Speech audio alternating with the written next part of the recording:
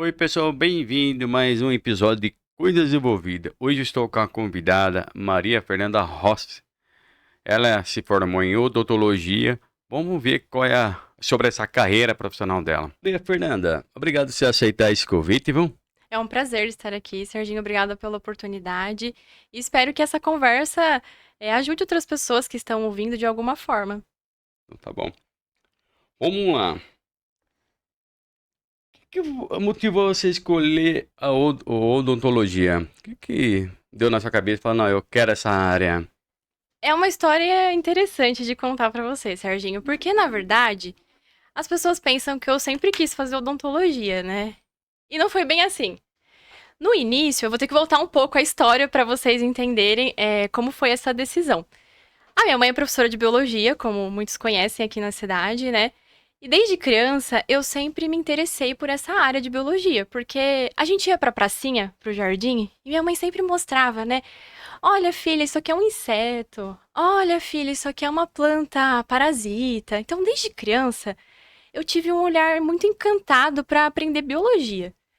Eu não sabia exatamente o que eu queria fazer, mas eu sabia que tinha a ver com biologia. E com o passar do tempo, eu fui acompanhando minha mãe em outras áreas, né? Então, por exemplo, ela é muito conhecida também por ajudar a organizar campanhas de doação de sangue aqui na cidade, né? Nas escolas.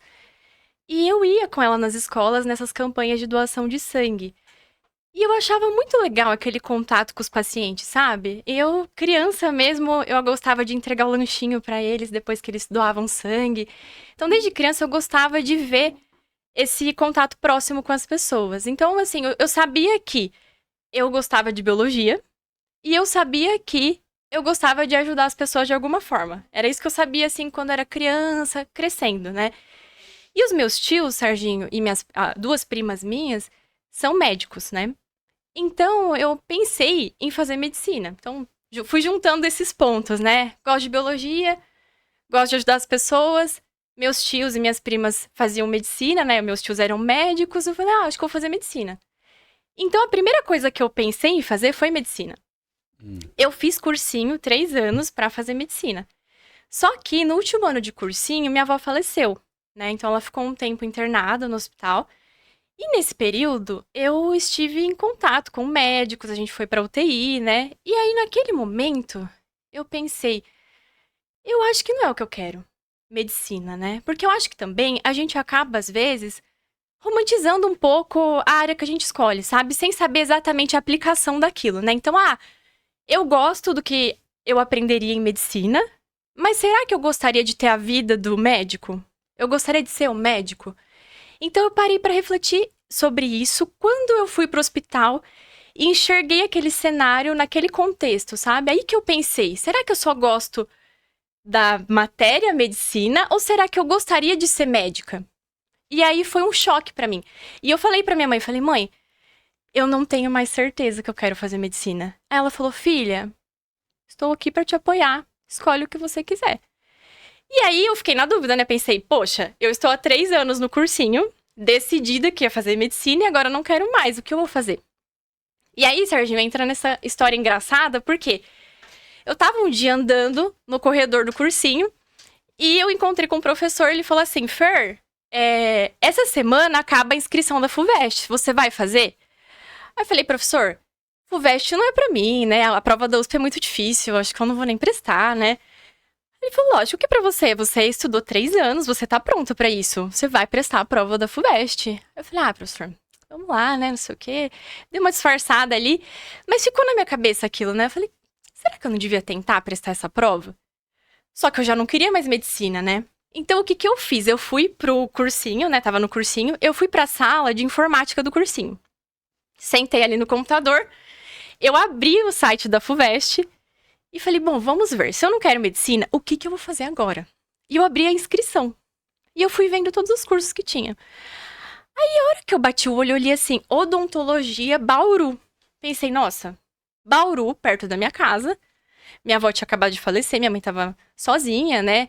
E eu não queria também gerar muito custo pra ela. Eu falei, Bauru, pertíssimo da minha casa, então vai ser ótimo. E odontologia, a hora que eu li odonto, eu lembrei do meu dentista. Por quê? Eu fiz um tratamento odontológico muito longo. Acho que uns 7 anos de tratamento odontológico. E eu gostava muito de ir no dentista. Eu gostava daquele ambiente, sabe? De chegar, a secretária me acolher, a gente trocar uma ideia, conversar.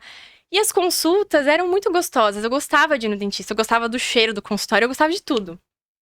E aí, a hora que eu li Odontologia Bauru, falei, nossa, Odonto Bauru parece uma boa ideia. É isso. Então, assim, eu escolhi no momento da inscrição. E aí, eu fiz a inscrição. Serginho, um pouco descrente, assim, né? Porque eu falei, FUVEST é uma prova difícil, não sei se isso é pra mim, né? Mas vamos aí. Aí, eu prestei, né, a prova, né? Primeiro, eu fiz a inscrição, avisei minha mãe. Falei, mãe, fiz a inscrição de odonto. E como eu já tinha feito a inscrição de odonto na FUVEST, eu fiz na Unesp também. Então, nas 2 provas, eu já coloquei odonto. Falei, vamos testar.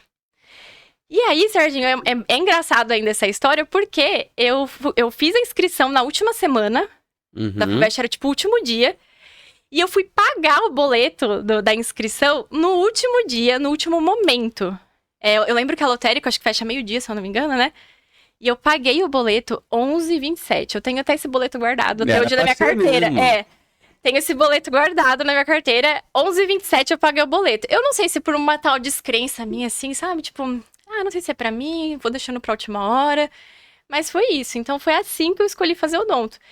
Aí eu passei na primeira fase de odontologia. E eu acho que quando eu passei na primeira fase que eu senti que eu podia, sabe? Porque até então, acho que eu tava meio... Não sei se é pra mim essa prova, né? Vamos ali. A primeira fase foi bem difícil. Eu saí um pouco até desanimada da primeira fase. Eu falei, nossa, não sei se eu passei não, viu? Foi uma prova difícil, bem conteudista. A da FUVEST. A da Unesp eu já dominava mais, mas a da FUVEST eu achei bem difícil. Mas fui pra casa meio, sem dúvida. Aí quando eu vi que eu passei na primeira fase, eu falei, poxa, acho que eu vou conseguir sim. E aí eu acho que eu caí na real, sabe? De que era possível. Aí, Serginho, eu peguei todas as provas de todos os anos, imprimi tudo. E eu passei o Natal e o Ano Novo estudando, fazendo todas as provas. Porque eu já tinha estudado muito conteúdo, eu precisava praticar muito, né? Porque eu acho que a prova também, a gente precisa entender como ela funciona, sabe? Não é só o conteúdo, é você entender como essa prova funciona. E quando você vai dominando a prova, a hora que você faz, você já sabe até o que a pessoa quer saber naquela pergunta, sabe? Você sabe o conteúdo, mas você sabe até como responder. Você fala, nossa, se eu responder dessa forma, eu vou ganhar mais ponto. Então, eu fui treinando isso. E aí, a hora que eu passei da segunda fase, foi uma alegria, né? Então, e desde o primeiro momento que eu comecei a faculdade de odonto, eu tive certeza que era aquilo, sabe? Primeira aula, eu falei, nossa, é isso que eu quero pra minha vida. E depois dali, eu nunca duvidei. Depois que você fez a prova e entrou, você nunca mais duvidou, então? Não, depois das primeiras matérias que eu fui aprendendo, sabe? Então, ali, as primeiras matérias na odontologia, né, na graduação, é anatomia, fisiologia, histologia, microbiologia. E eu fui me apaixonando. Deixa eu falar, antes de você continuar... Pode falar. Qual que é mais difícil, a primeira fase ou a segunda fase, né? Olha, eu acho que são dificuldades diferentes. Porque a primeira fase são questões mais de alternativa, né? E corta bastante gente na primeira fase. Então, eu acho que peneira bastante, né? E na segunda fase da FUVEST, pelo menos, aqui muda muito de prova para prova, né? Na Unesp, por exemplo, geralmente corta menos na primeira. Aí na segunda vai muita gente. Na FUVEST já corta muito na primeira. E na segunda fase vai menos gente. Eu lembro que na vez que eu prestei, eu acho que a segunda fase era tipo 3 por vaga. Ou seja, já tinha cortado muita gente. Então, eram poucas pessoas ali fazendo a prova para disputar aquelas vagas, né? Então, varia um pouco. Eu acho que as duas são difíceis, mas difíceis de modos diferentes, né? Então, você tem que se preparar para aquele tipo de prova. Então, acho que a dificuldade é diferente. A dificuldade da primeira fase, você vai ter questões de alternativas, tem que ler rápido, né? A segunda fase, você já tem a redação, então você tem que escrever melhor, né? Tem que ter uma visão crítica. O modo de escrever as questões, você tem que se atentar. Não pode zerar. Então, eu odiava matemática, Serginho. Eu falei, cara, vou ter que aprender. Eu não gostava de matemática. E eu fui pro cursinho sabendo muito pouco matemática, muito pouco. Aí, no cursinho que eu fui, falei, cara, se eu quero passar em alguma coisa, eu vou ter que aprender matemática. E aí, eu fui me desvendando ali, né? Eu fiz o cursinho no colégio ADV, do Poliedro, né? Naquela época, o Adevaldo era vivo, né? E eu lembro que ele dava aulas de reforço de matemática, eu ficava nas aulas de reforço com ele. Então, eu aprendi do zero matemática ali. E hoje você tá bem de matemática hoje. Ah, e hoje eu já esqueci muita coisa, viu, Serginho? Que eu acho que a gente tem que ir liberando o HD pra caber coisa nova, não é? Sim. E a gente tem que escolher o que vai guardar na memória. Hoje eu acho que tem algumas coisas que já foram esquecidas, viu? E aí eu já vou fazer essa pergunta, depois ela vai voltar. Tá. Então, quando você percebeu que você queria seguir até doutorado, Ah, Serginho. já foi no começo na faculdade, eu vou querer fazer, ou foi quando tava terminando a faculdade, você... Na verdade, Serginho, pra contar isso também, eu vou voltar uns passos atrás, né? Quando a gente tá na faculdade, a gente tem uma visão um pouco limitada do que vem depois, né? Eu acho que a gente fica um pouco numa bolha, sabe? E é uma bolha saudável, porque eu acho que quem está na graduação tem que ter preocupações de graduação, né? Então, aprender o que está sendo ensinado, você tem que passo a passo, né? Então, aquele momento é o momento de você aprender aquilo. Mas quando você sai da graduação, acho que a gente tira umas vendas dos olhos e acessa o mercado de trabalho. Quando a gente entra no mercado de trabalho, é aí que você vai pensar melhor sobre o que vem depois, né? Por mais que você se planeje antes, eu acho que é só entrando no mercado de trabalho que você vai ter essa noção. E como que foi a minha decisão de fazer o doutorado, né?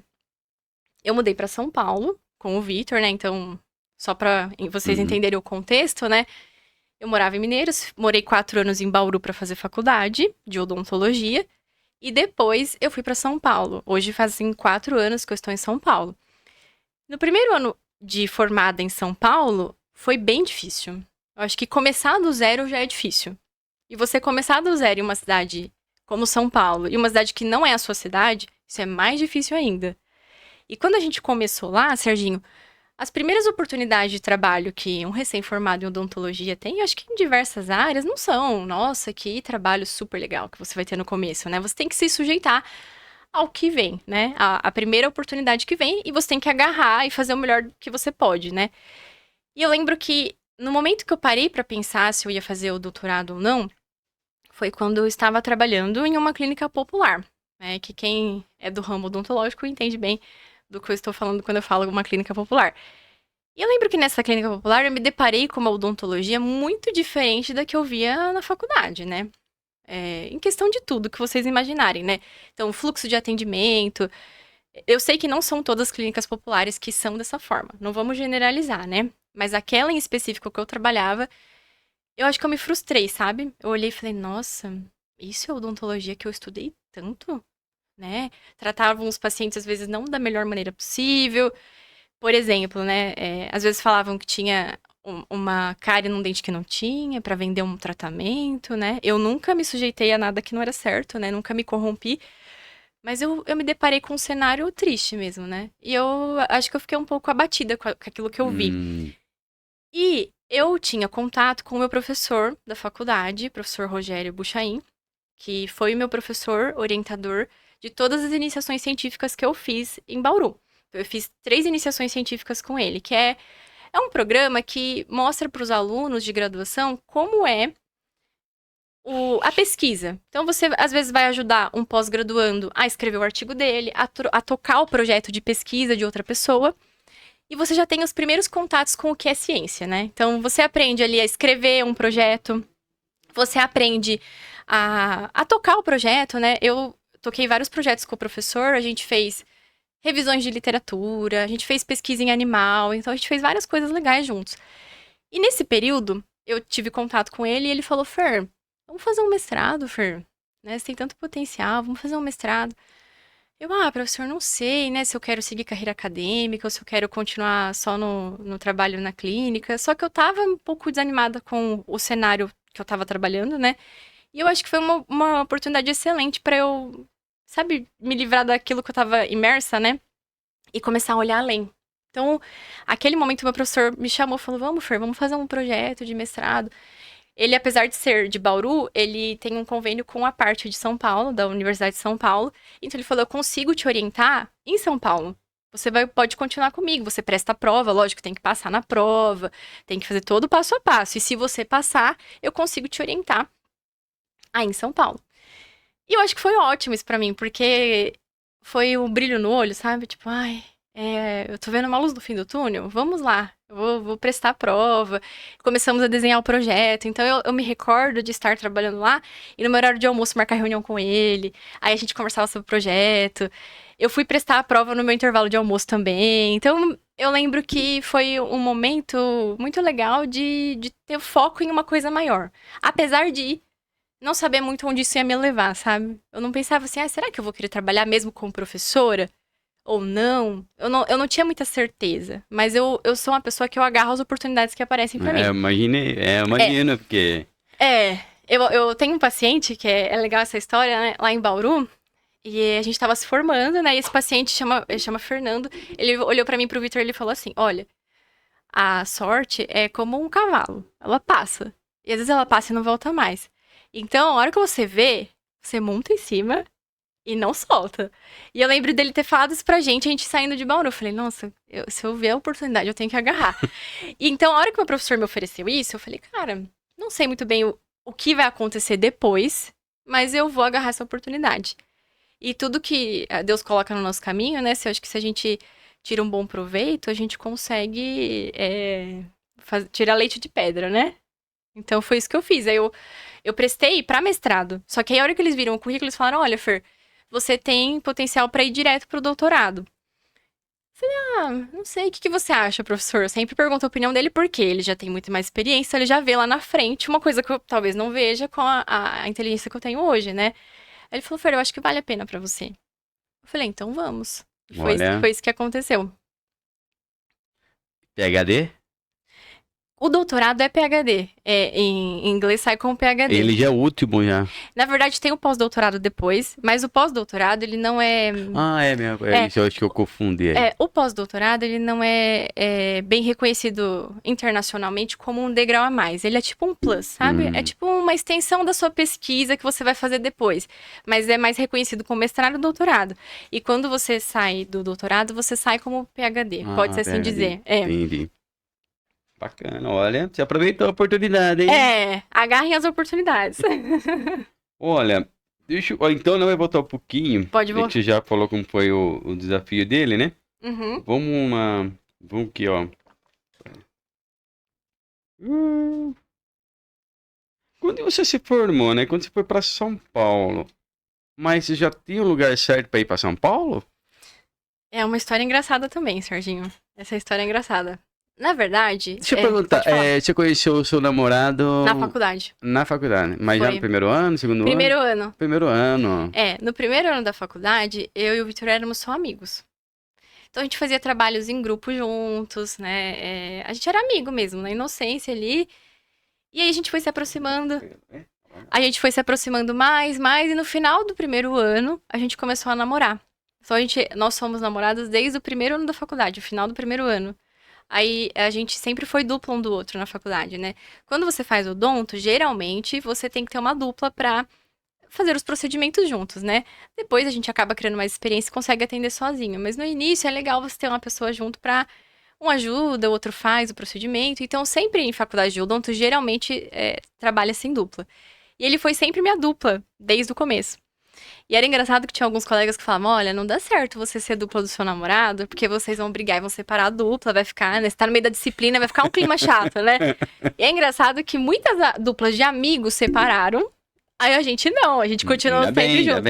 Eu acho que a gente sempre teve, Serginho, uma parceria muito legal de trabalhar junto. Então a gente sabia o momento que era trabalhar e o momento que era o relacionamento. A gente se dividia bem isso, né? Então... a hora de atender era... Bom, agora é atendimento, tudo muito sério. Não tinha, sabe? Não tinha nenhum problema. Então, problemas fora, problemas dentro, era tudo bem dividido. E no último ano da faculdade, o Vitor falou... Ai, se a gente mudasse pra São Paulo, pra gente crescer na vida, tentar uma coisa diferente... E eu fui com o Vitor pra São Paulo durante o nosso relacionamento pra passear. Eu não conhecia muita coisa de São Paulo. Eu fui com a minha mãe nas excursões... pro mercado municipal, mas era aquela coisa assim, né? Que você vai dormindo no ônibus, só desce, aproveita o passeio e entra no ônibus, né? Eu não via muita coisa. E o meu tio mora em Cotia, que não é bem São Paulo, é uma cidade vizinha, né? A São Paulo. Então, São Paulo mesmo, eu não conhecia muita coisa. E quando eu fui com o Vitor pra passear, a gente foi, por exemplo, no Parque Ibirapuera. Então, Então eu conheci alguns flashes ali. E eu gostei. Falei, nossa, muito legal, né? Gostei do parque, gostei do lugar. E aí, quando o Victor me falou isso, eu comecei a pensar. Falei, não, acho que é legal pra gente tentar uma coisa nova, né? Uma coisa diferente. Mas assim, a gente tinha uma visão do que ia acontecer muito restrita. Então a gente meio que imaginava, mas não tinha certeza do que ia acontecer.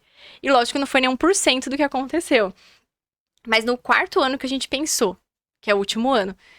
E, Serginho, é engraçado porque eu e o Victor, a gente sonha muito, né? E sonhar alto, sonhar pequeno dá o mesmo trabalho. A gente abriu o Google Maps e falamos, ai, onde a gente moraria em São Paulo, né? Vamos abrir o Google Maps? E eu lembro que a gente foi olhando o Google Maps. Aí eu lembro que a gente olhou os bairros, né, de São Paulo. Falou, nossa, Itaim Bibi. Não, isso aqui. A gente começou a procurar no Zap Imóveis pra ver quanto custava o aluguel. Ah, não, isso aqui é muito caro, não vai dar esse bairro. Aí a gente achou um bairro que chama Vila Clementino, que é onde a gente mora hoje. E lá no Google Maps a gente olhou Vila Clementino e viu que ficava perto do Parque Ibirapuera. Então, olha só a ideia de dois estudantes ali na faculdade. Falou, nossa, perto do parque, a gente vai morar ali. Só esse conhecimento que a gente tinha. A gente pesquisou os aluguéis e falou, não é tão caro quanto os outros bairros, eu acho que dá pra gente morar lá. E, Serginho, é engraçado que a gente anotou isso num papel e a gente colocou na porta do nosso apartamento de Bauru e falou, a gente vai morar lá, hein, a gente vai morar lá, brincando, né? Depois planejando, já vendo o seu futuro. Mas assim, sem planos muito concretos, era um sonho, né? E aí a gente ficou por isso, sabe? E aí, Serginho, todo mundo da minha sala, assim, a maioria, né? Não todo mundo, mas a maioria fez formatura. E a gente não tinha muitas condições, e eu lembro que ia ficar uma festa cara, álbum, aí depois vestido pra todo mundo, não sei o que. A gente falou, acho que não vai rolar a festa, não vamos fazer festa, não vamos participar. E eu e um grupo de amigos, a gente pensou, se a gente não vai fazer festa, vamos fazer uma viagem. Aí, a gente organizou uma viagem pra ir pro Guarujá, passar uma semana com os amigos mais íntimos da faculdade. E foi isso que ia ser a nossa comemoração. E o Victor tem uma avó que mora em São Paulo, mora num bairro um pouco afastado de onde a gente tá hoje, que chama Interlagos, o bairro. E a gente falou, vamos lá na praia, né, comemorar com os nossos amigos, em janeiro isso. E depois, a gente vai pedir emprego, o que você acha? Foi isso a ideia. Então, a gente foi pra praia, aproveitou. Na mala da praia, a gente pôs uma roupa social, né? E aí, a gente pegou e foi pra praia. Depois, a gente voltou, todos com virose na praia, viu? Não é uma história romântica. A gente foi na segunda-feira. Terça-feira, tava todo mundo doente. Com virose. E a gente foi melhorar um dia antes de ir embora. Mas tudo bem. É uma história boa pra contar agora, né? E aí a gente foi pra São Paulo com uma mala de praia e uma roupa social só. Eu não tinha muitas roupas, eu tinha uma calça e uma blusa social, só isso. A gente falou, agora vamos pedir emprego. Tudo bronzeado da praia. E a gente começou a mandar currículo e pedir emprego. Assim, teve algumas pessoas que falaram que não, outras falaram que sim. Aí teve um cara que deu a primeira oportunidade pra gente, que a gente também foi inteligente, assim, no sentido de que, já que eu queria morar lá, na Vila Clementino, que era onde a gente tá agora, vamos procurar emprego lá, certo? Mesmo que a gente fique na casa da avó dele uns 2 meses, que ela também deixou a gente ficar na casa dela, de favor, 2 meses. Em Interlagos, a gente pede emprego onde a gente quer morar, porque se a gente conseguir emprego lá, depois a gente mora lá. Então, foi esse o raciocínio. Aí, como que a gente foi pedir emprego? A gente abriu mais uma vez o Google Maps, escrevemos assim, Clínica Odontológica Vila Clementino. A gente foi rastreando as clínicas. Aí a gente foi mandando mensagem no WhatsApp, pedindo emprego. Só que eu falava assim pras pessoas. Eu gostaria de marcar um horário pra conversar com o dentista tal. Porque eu acho que quando você só manda o currículo no WhatsApp, a pessoa pega, às vezes, engaveta, né? Tipo, legal, mais um aqui que mandou no currículo, vamos guardar. Então a gente sempre queria, não, vamos conversar, vamos marcar um horário. Porque aí no olho é diferente, né? E aí teve um cara que aceitou a gente pra trabalhar no começo. Então foi a primeira pessoa que falou, vou confiar neles, né? E ele pediu pra eu e o Victor irmos. Então falou, conseguimos um emprego. E a gente emendou a viagem, Serginho. Com aquela mala de praia, eu falei, mãe, então, a gente vai ficar aqui, que agora a gente conseguiu um emprego. A gente vai ficar na casa da avó do Victor, até a gente conseguir se estruturar e alugar um apartamento. E a sua mãe? Minha mãe, ela no começo ficou bem, assim, nervosa, porque a gente morava aqui em Mineiros, né? Tem uma certa, uma cidade menor, né? Menos perigos, vamos dizer assim, né? E aí a pessoa fala, vou mudar pra São Paulo, né? E os planos serem muito indecisos, muito indefinidos, fica um pouco complicado pro coração da mãe, né? Uhum. Então eu sei que minha mãe ficou bem ansiosa no começo, né? Mas ela falou, filha, vai, né? E ela ficava me ligando, minha mãe. Toda vez ela ligava, ai, filha, você tá bem? Não sei o quê, preocupada. Já chegou e a gente começou a trabalhar nesse lugar. Que foi a primeira pessoa que confiou na gente. E a gente trabalhava muito lá, Serginho, muito, muito, muito, muito. A gente trabalhava, tipo, das 10 da manhã que começava os atendimentos, mas a gente chegava mais cedo e ficava até 9 da noite. Aí a gente tinha que pegar transporte. Então, pensa que a gente morava em Interlagos, que é um bairro afastado da Zona Sul, e a gente ia pra Vila Clementino, que é um bairro mais central ali da Zona Sul. E aí de transporte eram 50 minutos de ônibus. E eram 50 minutos de ônibus bem cheio. Imagina. Bem lotado, né? Horário de pico, já estão imaginando a cena, né? Então a gente chegava, assim, abarrotado lá, né? E aí pra voltar era a mesma coisa. E quantas horas de volta? Eram 50 minutos, 1 hora pra ir e 50 minutos, 1 hora pra Então voltar. até que tava bem, então, o horário. Ah, muito bom. Serginho era uma aventura. O dia que chovia, ficava pior. Né? Todo mundo que mora em São Paulo sabe do que eu tô falando quando eu falo que chove, a coisa fica um caos. E quando você pega transporte público, é mais apimentado o caos. E aí, Serginho, a gente saía 9 da noite, ia pegar um ônibus, ia pro bairro da avó do Vitor, dormia super tarde, então a gente chegava em casa 10 da noite, 10h30, se arrumava, dormia, no dia seguinte tudo de novo. E a gente queria manter algumas coisas que eram importantes pra gente, né? Então a gente queria ir pra academia. A gente acordava 5 da manhã, ia pra academia. Então a gente era um pouco maluco nesse sentido, né? Estudava de manhã, ia pra academia e tudo mais, e depois ia pro trabalho. E a gente fez isso durante uns 2, 3 meses, né? O primeiro mês a gente ganhou muito pouco, né, como recém-formados. O segundo mês um pouco menos pior, mas é também muito pouco. Só que com o salário do segundo mês que a gente ganhou, a gente falou, nossa, acho que agora dá pra gente alugar um apartamento com esse dinheiro. Falamos, vamos alugar um apartamento. Então foi assim. Aí a gente falou, vamos alugar. E a gente se planejou um pouco. Quando eu falo que a gente fez iniciações científicas, eu vou só tirar meu casaco. Uhum. A gente ganhava uma bolsa de iniciação científica. Então, o aluno na USP que faz iniciação científica, ele tem a chance de ganhar uma bolsa de incentivo. E aí a gente guardava esse dinheiro pra, no futuro a gente vai precisar. Então o Vitor, ele guardava esse dinheiro e investia de alguma forma pra ter um dinheirinho guardado. Então foi com esse dinheiro que a gente foi pra São Paulo. E aí a gente tinha, no segundo mês ali, a gente falou, agora dá pra alugar um apartamento. A gente alugou um apartamento. Enchia o dinheiro exatamente do aluguel. E pra parte de alimentação, nossos pais ainda davam um apoio. Mas aí no terceiro mês a gente trocou de emprego. Então, a gente viu que aquele trabalho já não era, assim, não era mais o que a gente queria. E a gente tinha umas limitações, o quanto a gente podia crescer ali. E a gente começou a procurar outros trabalhos. Que aí foi quando eu entrei na Clínica Popular. Porque apesar de ser a Clínica Popular, eu ia ganhar um pouco mais. Então, foi um outro lugar que a gente foi. E aí, depois, na Clínica Popular, a gente ganhava um pouco mais, mas também não era aquilo que a gente queria. Então, no início, a gente trocou muito de trabalho. Né? Trocou muito de trabalho. A gente ia procurando aí queria algumas melhorias, a gente trocava para outro e fomos assim crescendo passo a passo. Então não era um mar de rosa, né? Que todo mundo acha, fala, foi lá, Não. a mamãe ajudou, o papai, né? Não. Então teve uma escadinha então aí, né? Com certeza, Serginho. Tem os perrengues pra gente conseguir conquistar as coisas, né? Sim.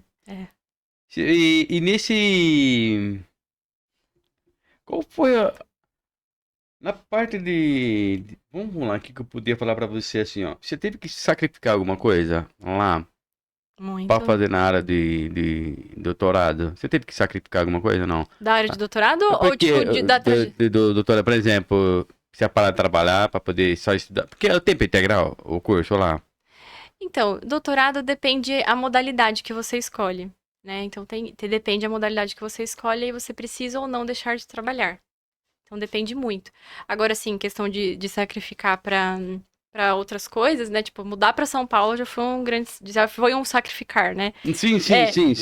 Porque acho que quando você muda de cidade, já é um perrengue, né? Então, tipo assim, você tá acostumado às vezes com uma cidade pequena e vai para uma grande, isso já é uma grande diferença para você, Sim. né? Então, isso já impacta. Mas eu acho que tem também o fator da gente começar do zero, sabe? Então, você mudar de cidade já é um fator difícil. Agora, você mudar de cidade do zero, eu acho que é mais difícil. Então, por exemplo, se você é uma pessoa que já tem um carro, já tem uma vida mais estável, já tem, às vezes, uma oportunidade de trabalho um pouco mais clara do que você vai fazer, tem um ciclo de amigos ou qualquer coisa que tenha ali, eu acho que é um pouco mais tranquila essa transição. Então, acho que a gente teve dois desafios principais, né? Mudar de uma cidade muito pequena para uma muito grande e a gente começar do zero. Acho que isso É. também foi muito difícil, né? Então, a gente foi literalmente com uma mão na frente e a outra atrás, né?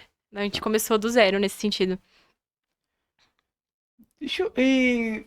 Vamos voltar um pouquinho pra faculdade? Vamos. É... Teve alguma coisa de curiosidade? Falei, nossa, eu não sabia que funcionava a parte dos dentes. Vamos lá.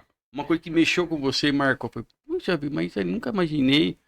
Tem Eu, alguma coisa que marcou assim ou não? eu acho que uma das coisas que eu tinha de conhecimento muito limitado era o que a gente é capaz de fazer como dentista, sabe? Porque eu acho que eu tinha uma visão muito limitada de. Eu ia no meu ortodontista, né? Dr. Marcelo Chacon de Jaú, maravilhoso ortodontista. O que eu Quem que é conhecia, o. Marcelo Chacon de Mas ele que Jaú. colocou o aparelho, meu. É? Ele Ele é. que deu.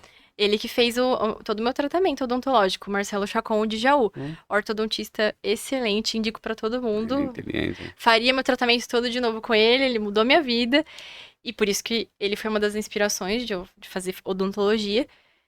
E aí, Serginho, então, eu acho que um dos impactos pra mim foi porque eu tinha uma visão limitada do que a odontologia era capaz de fazer. O que eu enxergava era só a ortodontia, por exemplo, né? Porque eu achava que eu ia lá, colocava aparelho, fazia uma limpeza, era isso, odontologia. E quando eu entrei na faculdade, eu enxerguei que o buraco era mais embaixo, sabe? Tipo, primeiro o primeiro ano, você já aprende anatomia, fisiologia, microbiologia, fisiologia, histologia, um monte de coisa muito aprofundada. Eu sei que cada faculdade tem uma grade curricular. A USP é bem exigente nisso, né? Então, o primeiro ano da USP é bem pesado para o aluno. E quando eu me deparei com esse primeiro ano, né, eu falei, nossa, né, quanta coisa a gente precisa aprender para fazer odontologia. Esse foi o primeiro impacto. Eu acho que o segundo foi quando eu vi que tinham muitas disciplinas que eu nem imaginava. Por exemplo, tem uma especialidade na odontologia que chama estomatologia. A estomatologia, assim, eu vou falar do modo bem grosseiro. Ela ajuda pacientes que têm lesões bucais, por exemplo, lesão de câncer, diagnosticar uma lesão de câncer de boca. Ajuda pacientes que às vezes estão fazendo tratamentos oncológicos a passar por esse período, porque muitas pessoas que fazem tratamento de câncer de cabeça e pescoço, às vezes desenvolvem, por exemplo, mucosite, que é como se fosse uma afta, só que na boca inteira. Imagina a dor que você tem de uma afta na boca, só que imagina isso na boca inteira. Esses pacientes às vezes desenvolvem isso. E tem algumas terapias com laser que podem ser feitas para amenizar o sofrimento desses pacientes. E aí eu fui entendendo, falei, nossa, tem isso também, odontologia, né? Odontologia não é só dente, né? Tem muita coisa por trás. Tem uma especialidade também que chama DTM, né? Especialidade de disfunção temporomandibular, ou seja, toda a parte que cuida de dor orofacial, problemas de ATM. Então tem muita coisa por trás da odontologia que a gente nem imagina, né? Tantas disciplinas possíveis, né? Isso me impactou. E eu gostei muito de saber que tinha tudo isso, né? Olha. O que você mais gosta nessa área? Na área odontológica, hoje eu gosto da área que eu atuo mais, que tem dois nomes, que chama dentística, que é um nome, dentística, que cuida da parte de restaurações, né? Então, um dente que tem uma cárie, você restaura esse dente. Isso é uma disciplina que chama dentística, na odontologia. Faz a parte de clareamento, faceta e tudo mais. Eu sei que tem algumas coisas muito obscuras hoje em dia nesses temas, que depois a gente pode até comentar. E eu também atuo muito na área de prótese, que é, por exemplo, o paciente perdeu um dente ali, ou, vamos supor, fraturou de uma maneira muito grande, e só uma restauração agora não resolve. A gente precisa colocar, às vezes, uma coroa, que é restabelecer toda aquela anatomia do dente que a gente enxerga. Isso a parte de prótese, né? Então, às vezes, um paciente que perdeu todos os dentes precisa colocar uma prótese total, que é uma dentadura, né? Vulgarmente falando. Então, dentística e prótese são as minhas áreas de atuação, que eu gosto mais hoje, né? Também nem sempre foi assim. Quando eu me formei, eu não sabia muito bem em que área que eu ia seguir. Eu tive dúvidas, né? E aí eu fui experimentando. Fui testando, e aí nessas duas áreas que eu me senti mais interessada. Eu vou fazer uma pergunta, eu não sei se você vai poder responder, Uhum. né? Pode que seja meio polêmica. Pode falar. Canal. O quê? Ela tem que ser feita num dia ou ela pode ser feita em 6 meses, um ano? O canal É. de um dente?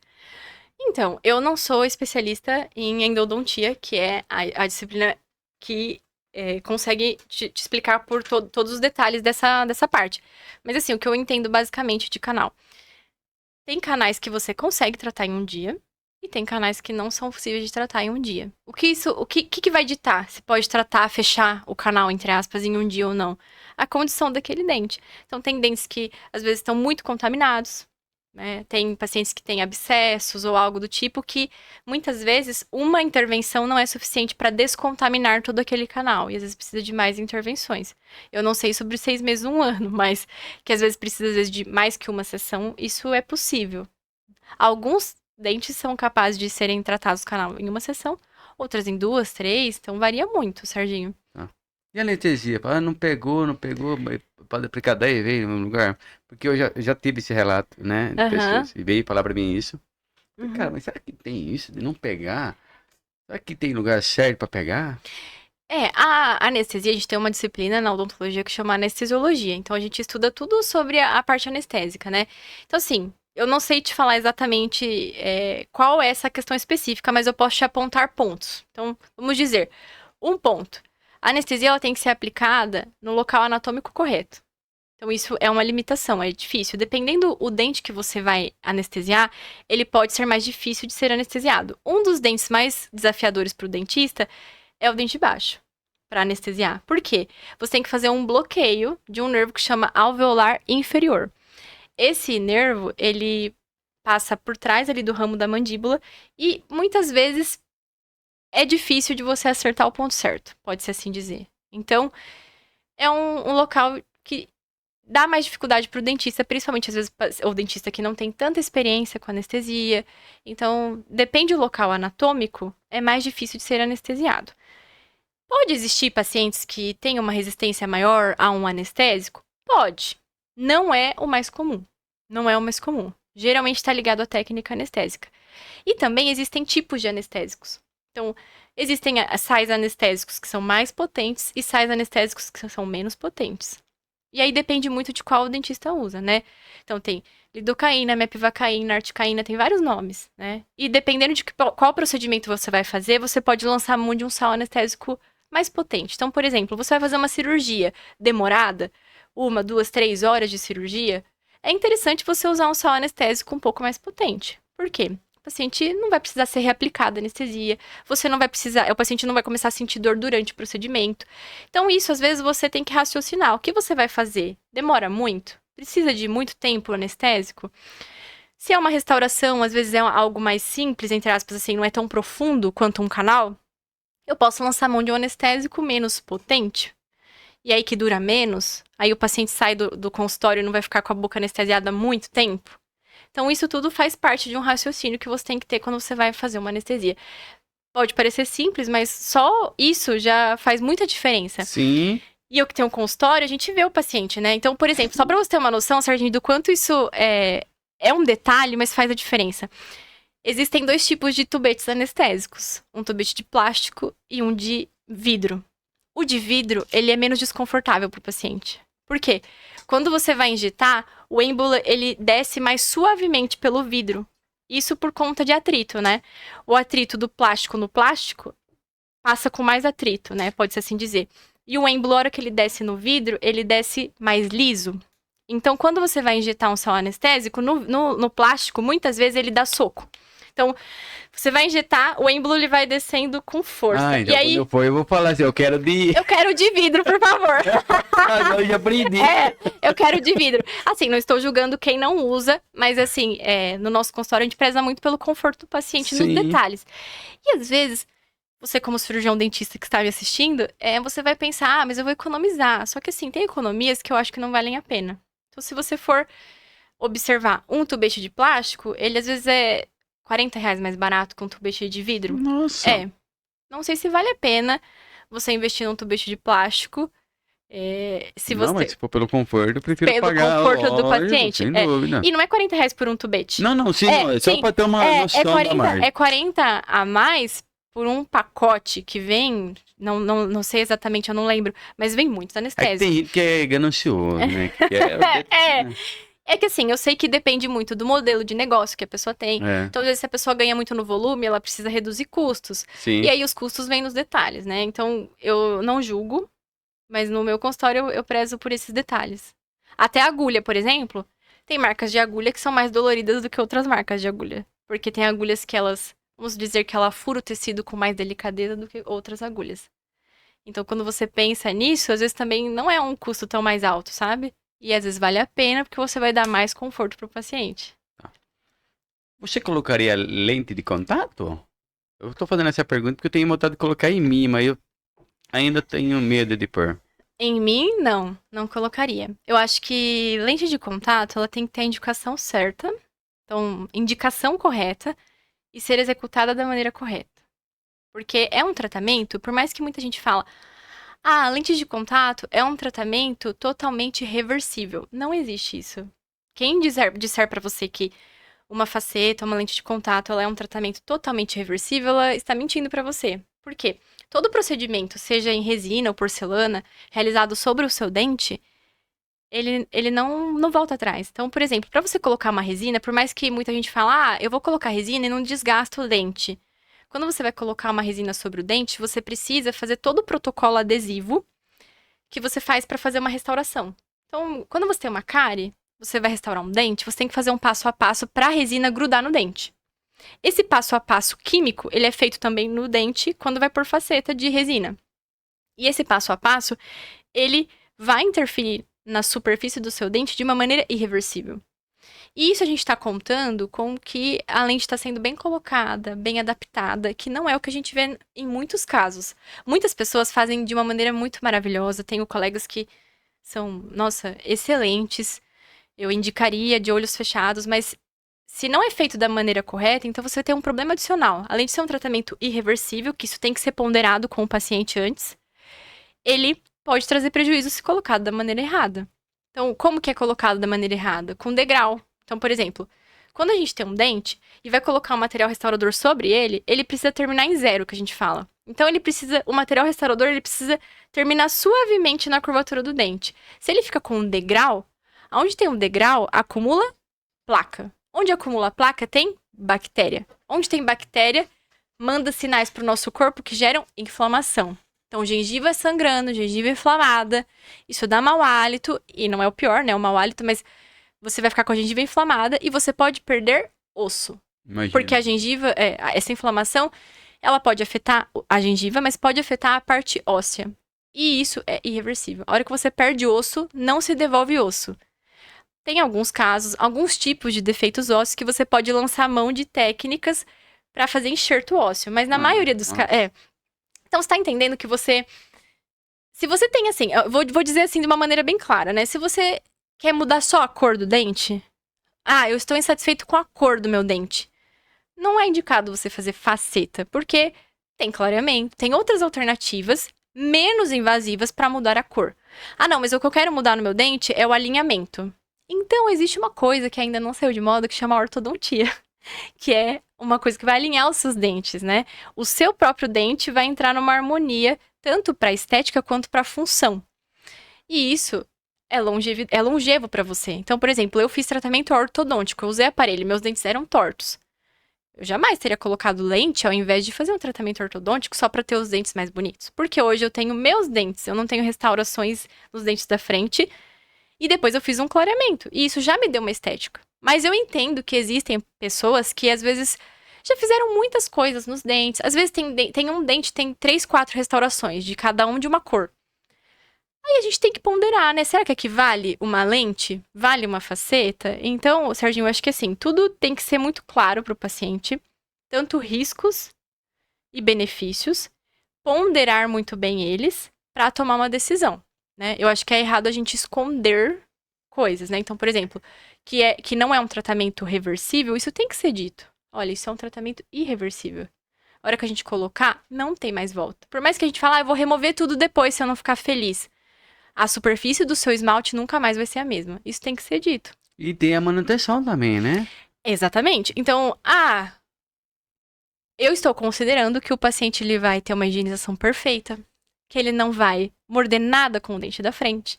Então, imagina, você não tem nada nos dentes hoje, aí você vai colocar uma lente e você não toma o cuidado certo com a sua higienização.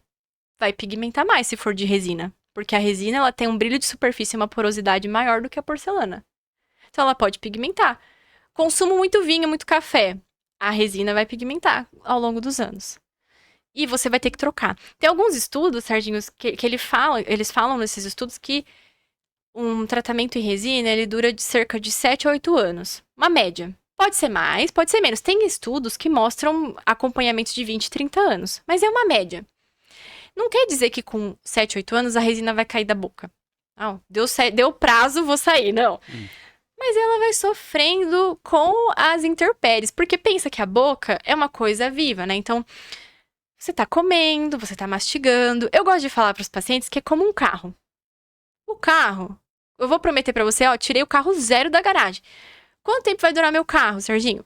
Então, não sei. Que estrada você vai ir? É uma muito esburacada? Você vai pegar muita trilha? Ou é um asfalto lisinho? Você vai pegar trânsito?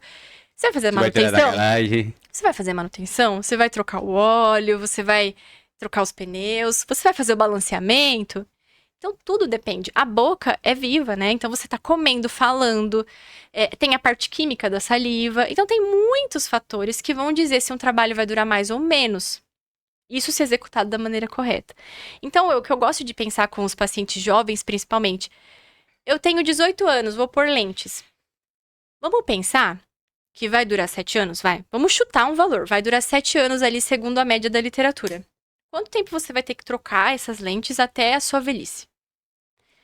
18 anos, vamos supor que você vai viver muito, vamos supor que você vai viver até os 100. Então, tem 80 anos ali pela frente. Até lá, você vai ter que trocar 10 vezes. Lógico, pode ser que dure mais, sim, mas é uma média. 10 vezes. Imagina 10 vezes um dente que não tinha nada, você ir lá, tira a resina, põe de novo. Tira a resina, põe de novo. Tira a resina, põe de novo. O que vai sobrar desse dente com 80 anos? Isso não é pensado. Então, eu gosto de protelar mesmo. Eu não tô feliz com o meu formato, mas eu vejo que o paciente é muito jovem, sabe? Faz orto. Depois faz um clareamento. Segura o máximo que puder. E aí, depois faz, se precisar muito, sabe? Então, eu acho que a gente tem que ter o pé no chão, né? Pra indicar isso. Então olha, o dentista falou isso aí pra mim. Certo, segura aí. Ele tá me segurando há uns 10 anos já. Segura aí, Serginho. Segura aí, Serginho. Se fosse por dinheiro, ele é perfeito. Ele falou pra mim, se for por dinheiro eu faço, certo? Mas ele falou, não, eu vou segurar. E foi segurando. E segurou. E eu não faria em mim por conta disso. Porque eu não tô infeliz com... O que você falou, ele...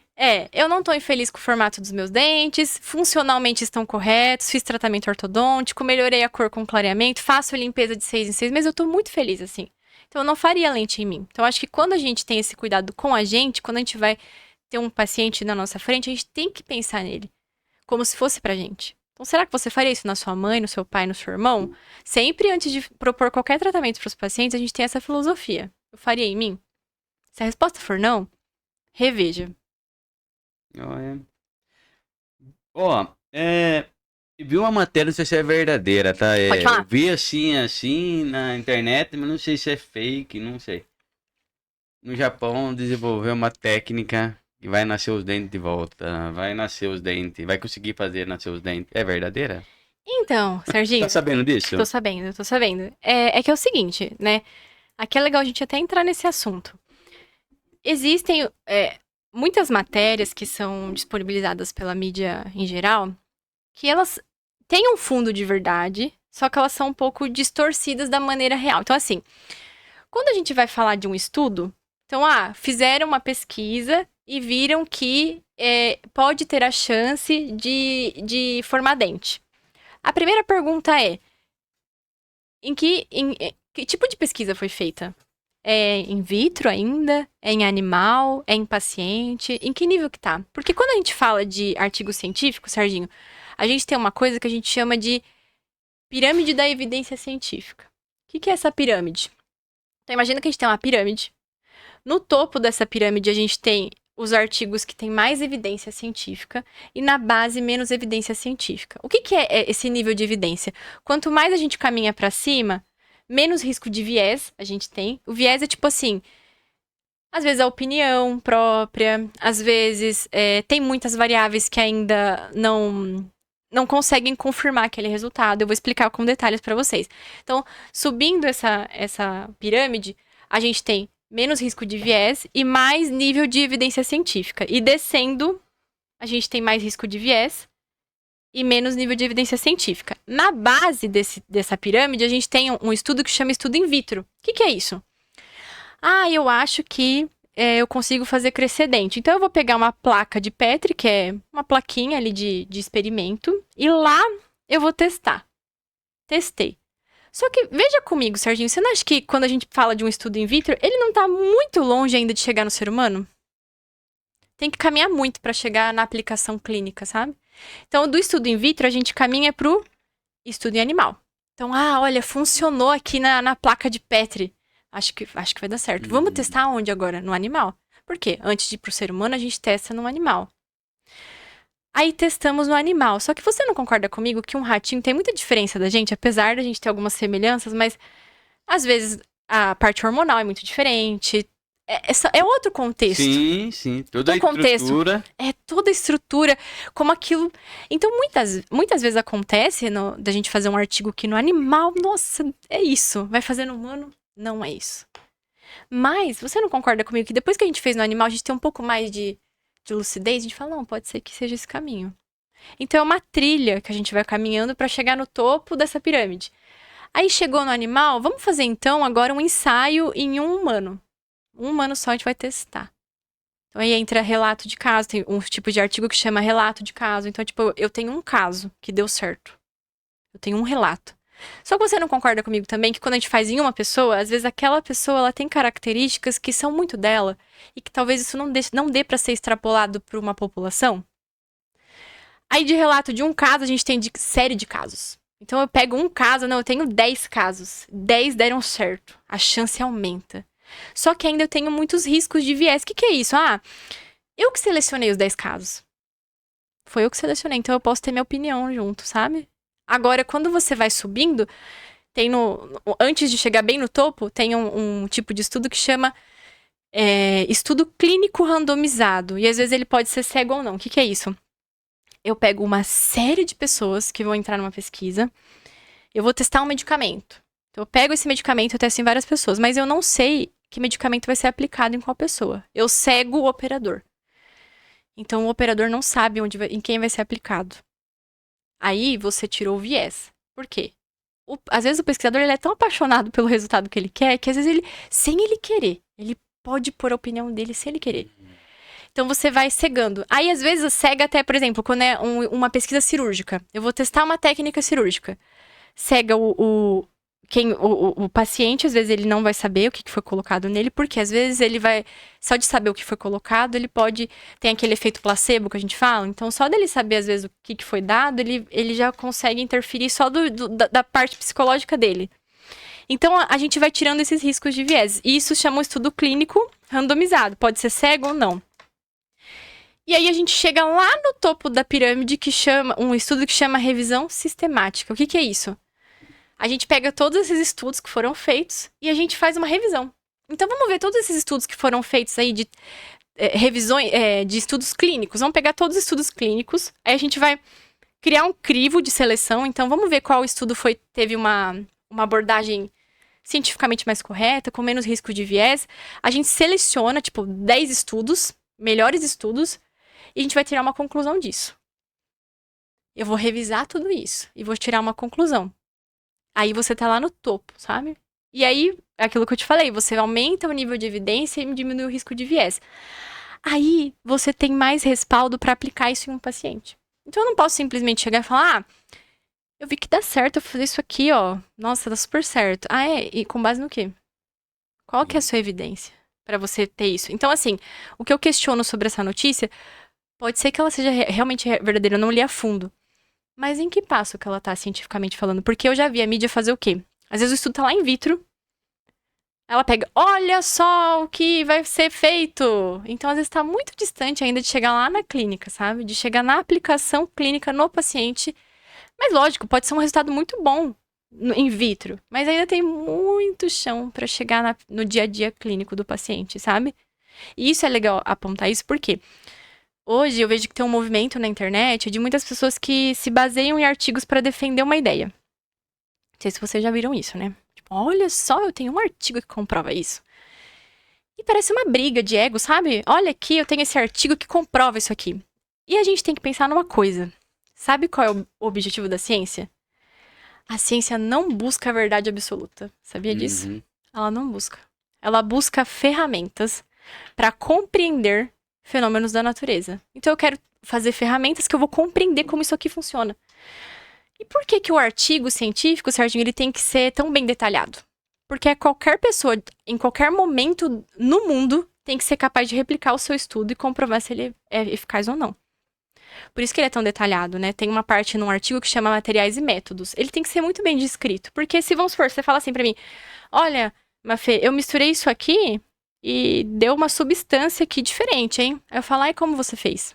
Aí você tem que descrever. Eu usei 10 gramas dessa substância, coloquei a 10 graus Celsius, coloquei a não sei quanto de pressão e virou isso aqui. Aí eu vou testar, às vezes lá na Rússia, um grupo de vezes vai testar a mesma coisa. E não vai dar a mesma coisa. Vai falar, olha, Serginho, acho que não é bem assim.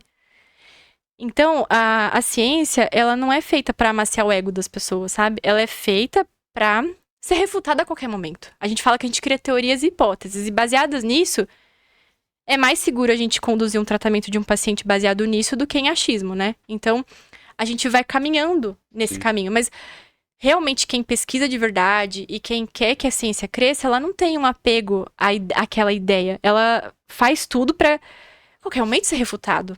E se vier uma pessoa que vai apresentar uma ideia diferente, ela pode ser refutada a qualquer momento. E eu vejo que muitas pessoas usam artigos pra defender bandeira. Então, tipo, tem uma na odontologia hoje que é o flúor causa queda do pH, do QI das crianças. Não use flúor, não use nada com flúor. É? Baseado no que você tá falando isso? Aí a pessoa fala, tem um artigo. Aí você vai ler o artigo, ele não tem nada a ver com o flúor que tem na pasta de dente, não tem nem a mesma concentração, não foi pesquisado nem do uso como é usado o flúor. Então, o flúor, ele tem tipos de flúor. E faz diferença o tipo. Porque vamos combinar assim, ó. O ar que a gente tá respirando é O2. Respira O3 pra você ver. É o mesmo átomo. Mas um pouquinho diferente, ele já pode matar você. Certo? Então, faz diferença o como aquilo é apresentado. Então, o flúor em si, na pasta de dente, a formulação que a gente tem em pasta de dente, a gente tem muitos artigos que mostram a sua segurança. Muitos, em nível de evidência muito grande. Aí vem uma pessoa, pega um artigo que não tem nada a ver com a pasta, o flúor da pasta de dente, não tem a mesma concentração, não tem a mesma aplicação, o mesmo uso, e usa para levantar a bandeira. Porque às vezes quer vender um curso, porque quer vender uma ideia, uma coisa diferente, mas não é isso que a gente preza quando a gente pensa em cuidado com o paciente. Por quê? Eu não vou usar disso como uma ferramenta política ou ideológica para eu vender a minha ideia, sendo que você pode prejudicar um paciente. Então, isso é só um exemplo, mas tem muitas, eu falo terraplanices da odontologia, que não tem nenhum embasamento e a pessoa usa como uma bandeira. Então, você saber que como o artigo é feito, ter essa visão crítica, você não acredita em qualquer coisa. Sempre se questione. Quando alguém falar pra você, olha, é assim. Por quê? Se pergunta, não aceita de primeira, sabe? Tenha uma visão crítica das coisas. Se a pessoa falar, não, o flúor causa isso. Por quê? Quem falou isso pra você? Como? Me mostra o estudo. A pessoa já me mandou o estudo, eu fui ver e é isso. Então, e às vezes pessoas que já me mandaram vídeos no Instagram. Não, mas essa cientista falou. Aí eu falei, vamos ver se ela é cientista. Joguei o nome no Google da pessoa. Ela não tem nem currículo Lattes. Que currículo Lattes, no mundo acadêmico, é tipo assim, você saber o histórico da pessoa. A pessoa não tinha nem o currículo. E a pessoa ela tinha feito um curso de neuromarketing. Então ela se autodenominava cientista, usou um artigo que não tem nada a ver pra defender essa ideia e vendeu o curso dela no Instagram. Toma cuidado com o que você ouve, né? Tem isso, viu, Serginho? Então toma cuidado. E às vezes tem pessoas pacientes meus que perguntam, doutor, isso aqui é verdade? Aí você tem que ir com esse cuidado, explicar o que que é um artigo, para que ele serve, certo? Você falou lá do café. Uhum. Estraga os dentes mesmo? Café ou não estraga? Eu posso tomar... Antes de você falar do café, Pode falar. posso escovar um dia sim, um dia não? Fala a verdadeira história aí, que tem gente falando que pode escovar uma vez só a cada 2 dias, Não. uma vez por dia. E o creme dental? Tá, assim, idealmente você tem que escovar os dentes, a gente fala no mínimo 3 vezes ao dia. Oi? 3 vezes ao dia no 3 mínimo. vezes ao dia, tô certo, né? Mas por que que a gente fala isso, né? Tem até alguns estudos que mostram assim, que se você fizesse uma escovação perfeita, perfeita, por dia seria o suficiente. Uma perfeita. Só que ninguém faz uma escovação perfeita em casa uma vez por dia. Ninguém faz. Então a gente fala que são 3 porque elas são diluídas ao longo das refeições. Você vai fazer uma escovação que não, mesmo que a gente tente, a gente não vai fazer perfeito. Então, por uma média, você escovaria ali uma vez perfeita, sabe? Por você fazer 3 vezes.